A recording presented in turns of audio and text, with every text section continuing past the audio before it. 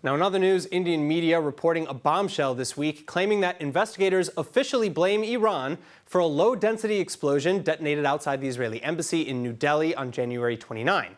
January 29 being the 29th anniversary of establishing diplomatic ties between India and Israel. And joining me now with more, senior analyst from the Abba-Eban Institute of International Diplomacy and former head of Israeli intelligence services, Iranian strategic branch, the reserves major, Danny Citrinowicz. Danny, thank you so much for being with us. Now, how do investigators supposedly know that this was a Shi'ite terror cell aided by Tehran's Quds force, as the article accuses? Well, I think they probably look for the explosion itself. They look at the mechanism itself and compare that to other information that probably they had. And I think they were also assisted by intelligence officers from Israel, for example, that really helped them tie the knot.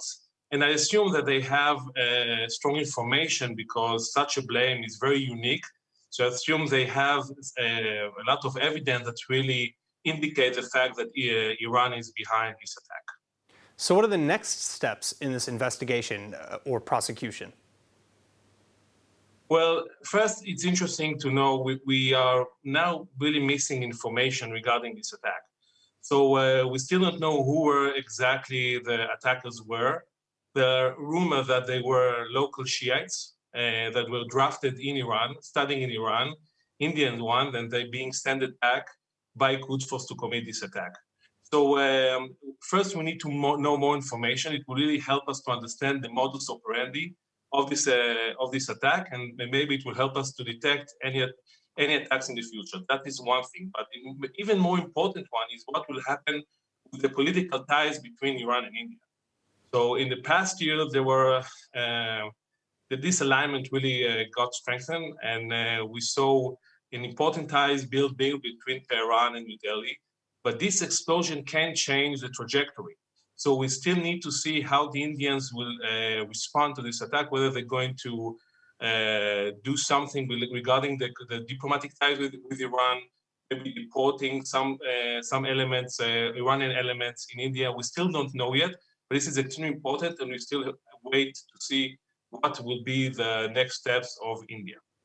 So what justice, and I know that you said that there is still some information missing, like the exact identity of the perpetrators, but what justice can Israel and or India expect in a case like this?